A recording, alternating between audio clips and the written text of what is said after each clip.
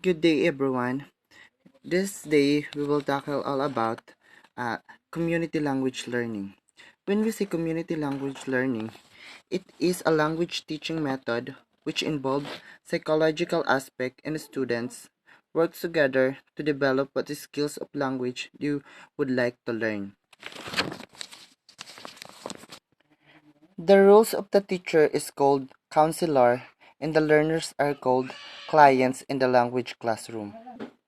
The community language learning is also known counseling learning. It's good method to practice speaking and listening. Teacher and students, like what I've said while ago, that the teacher is a counselor and the students is a client. The relationship between teacher and students, the teacher is dependency and the students is independency. Community Language Learning or CLL was developed by Charles E. Curran. This This application of psychological counseling techniques to learning is known as counseling learning. The term counseling means one person giving advice, assistance, and support to another who has a problem. CLL is also an example of humanistic approach since it deals with the emotion and feelings as well as with linguistic knowledge and behavioral skills. Humanistic techniques are there as are those that blend what the student feels, thinks, and knows with what he is learning. Humanistic techniques are engage the whole person, including the emotion and feelings as well as linguistic knowledge, and also the behavioral skills. Whole person learning means that the teacher considered not only their students not only students' intellect, but they also understanding of the relationship among students, feelings, physical reaction, and desire to learn. That's the introduction of community language. Good afternoon, ma'am. My topic is all about the types of learning and teaching activities. Number one is translation. For these types, a learner whisper a message or meaning that he or she want to express. The teachers translate it into the target language, and the learners repeat the teacher's translation. In elementary grades, some of them are not know how to speak or understand the local language or other language, especially the English language. Therefore, to be able to understand it, the teacher translate it into the target language, which is Filipino, where the students can understand the words or the sentences. Number two is group work.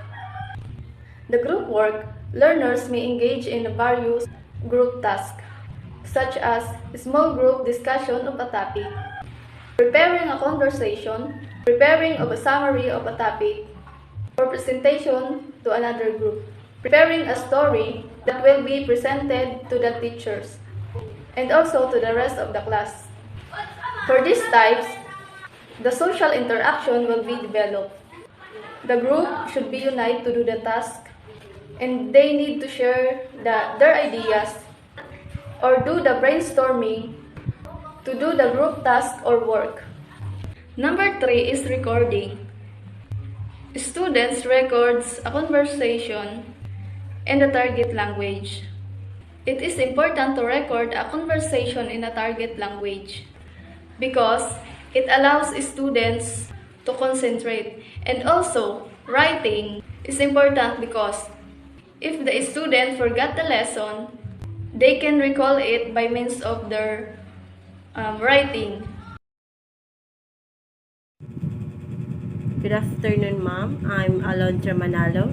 My topic is all about the two most basic principles of community language learning. First, learning is persons. Second, learning is dynamic and creative. So, When we say learning is persons, whole persons learning of another language takes place best in a relationship of trust, support, and cooperation between teachers and students. So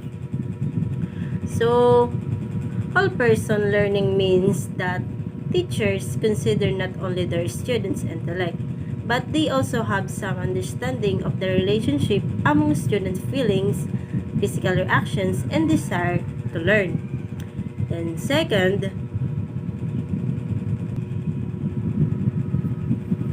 learning is dynamic and creative. So when we say learning is dynamic and creative, learning is a living and development process. So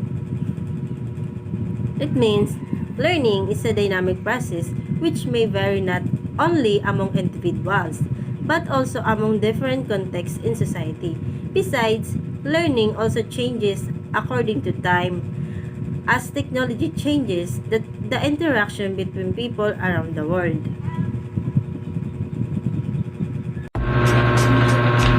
What is community language learning? Community language learning, or what we call the CLL, is a language teaching method which involves psychological aspect and students work together to develop what skill of a language they would like to learn. This method firstly developed by Charles A. Curran and his association, which is called Counseling Learning Theory. Within the language teaching tradition, or the CLL, is sometimes cited as an example of humanistic approach. The roles of the teacher is called counselor, and the learners are called client in the language of classroom. What is the relationship between teacher and students and community language learning? In community language learning, learners become members of community, their fellow learners and teacher, and learn through interacting with members of the community. Learning is not viewed as an individual accomplishment, but as something that is achieved collaboratively.